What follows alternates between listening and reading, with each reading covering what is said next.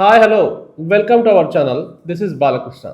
నిన్నటి రోజు GHMC Alwal circle ఉప కమిషనర్ ఎవరైతే ఉన్నారో శ్రీనివాసరెడ్డి పైన సస్పెన్షన్ వేటు పడింది. ఏంటా అని వివరాలకు వెళ్ళి చూస్తే ఇటీవల జరిగిన బదిలీలో ట్రాన్స్ఫర్స్ ప్రక్రియలో భాగంగా ఆల్వాల్ సర్కిల్ ఉన్నటువంటి ఉప కమిషనర్ శ్రీనివాసరెడ్డిని కవాడిగూడ సర్కిల్ కి ట్రాన్స్ఫర్ చేశారు. ఈ క్రమంలో ఏమైందంటే ఈయన ట్రాన్స్ఫర్ అయినా అక్కడ వెళ్ళి జాయిన్ అవ్వకుండా అధికారులు ఎవరైతే ఉన్నారో కమిషనర్ ఎవరైతే ఉన్నారో జిహెచ్ఎంసీ కమిషనర్స్ కి ప్రజాప్రతినిధుల నుంచి ఫోన్లు చేయిస్తా ఉన్నాడు. అంటే ఒత్తిడి చేస్తా ఉన్నాడు, నన్ను ఆ సర్కిల్ కొద్దు, నేను ఇక్కడే ఉంటాను, ఆల్వాల్లో ఉంటాను, కవాడిగూడకు వెళ్ళానని చెప్పి అధికారులకి ఎవరైతే ఉన్నత స్థాయి అధికారులు ఉన్నారో జిహెచ్ఎంసీ కమిషనర్స్ ఎవరైతే ఉన్నారో ఈ ట్రాన్స్ఫర్స్ ప్రక్రియలో భాగంగా వాళ్ళకి కొంతమంది ఎంపీల చేత లేదా అతనికి ఇదిగా ఉన్న మంత్రులు ఎవరి చేతనో ప్రజాప్రతినిధుల చేత ఫోన్ చేసి ఒత్తిడి చేస్తున్నారు. అయితే అక్కడికి కూడా వాళ్ళు ఏమన్నారు, మీరు వెళ్ళి జాయిన్ అవ్వండి, తర్వాత కాలంటే చూద్దాం, ఫస్ట్ అయితే జాయినింగ్ రిపోర్ట్ చేయండి అని చెప్పి అంటే కూడా ఆయన వెళ్లకుండా ఈ ప్రయత్నాలు ముమ్మరం చేస్తూ దీంతో విసుగు చెందిన అధికారులు ఏం చేశారంటే ఆయన పైన సస్పెన్షన్ వేటు వేశారు. కమిషనర్ ఈ మేరకు ఉత్తర్వులు కూడా జారీ చేశారు. అంటే రాజకీయ ఒత్తిళ్లతోటి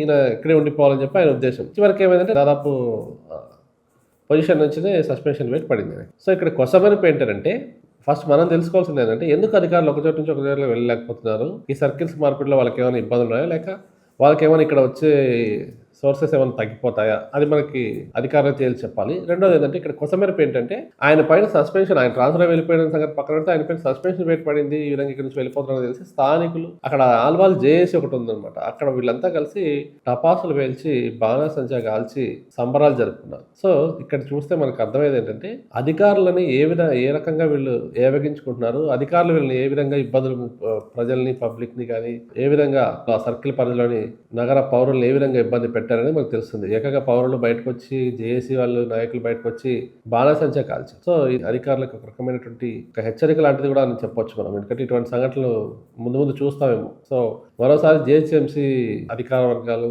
జిహెచ్ఎంసీ సర్కిల్స్ లో పనిచేసే అధికారులు వీటిని మరోసారి ప్రక్షాళన చేయాల్సిన అవసరం ఉందేమో అని అనిపిస్తుంది.